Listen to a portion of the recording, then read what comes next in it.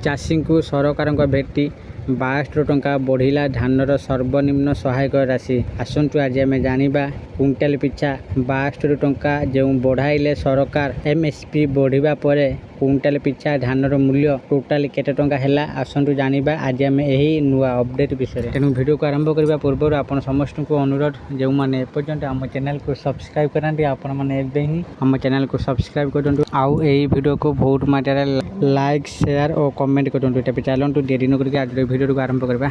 72 टंका बढ़िला धानर सर्वनिम्न सहायक मूल्य क्विंटाल पिछा 72 टंका बढ़िला धानर एमएसपी बढ़िबा परे क्विंटाल पिछा धानर मूल्य 2441 टंका हैला।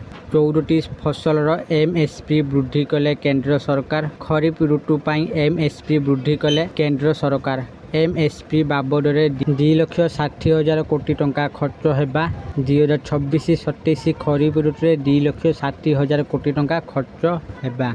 धानर एमएसपी क्विंटाल पिछा 62 टंका वृद्धि कर केंद्र सरकार। 2026-27 वर्ष पाई धान क्विंटाल पिछा एमएसपी 2,441 टंका को वृद्धि करा जायछि। पूर्वर धानर क्विंटाल पिछा एमएसपी थिला 2,369 टंका। चाषी स्वार्थ को आखि आगर रखी यही बड़ निष्पत्ति नहीं सरकार। एथिसह मोट 14टी खरीफ फसलर एमएसपी वृद्धि नहीं केंद्र कैबिनेटर मंजूरी मिली।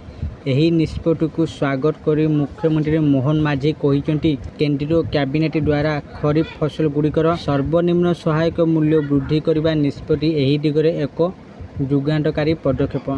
यही प्रगतिशील निर्णय कृषि क्षेत्र स्थिरता एवं ग्रामीण समृद्धि को आहुरी सुदृढ़ करिबो। यही निष्पत्ति केवल कृषि अर्थनीति को गतिशील करिबो नहीं बरं कृषि विविधकरण को नुआ उत्साह प्रदान करिबो और आम अन्नदाता भाई भौणी सामग्रिक कल्याण एवं स्वाभिमान रक्षा क्षेत्र में प्रमुख सहायक होगा। आशा करछि आपण मानकु आज भिडियोटी निश्चित भाव में भल लगी आपण मैंने भिडियो देखि सबकिछि बुझी जाइथिबे। एमएसपी बढ़िबा परे क्विंटाल पिछा धानर मूल्य केते टंका हेबो आपण माने এই ভিডিও মাধ্যমে सबकिछि बुझी जाइथिबे।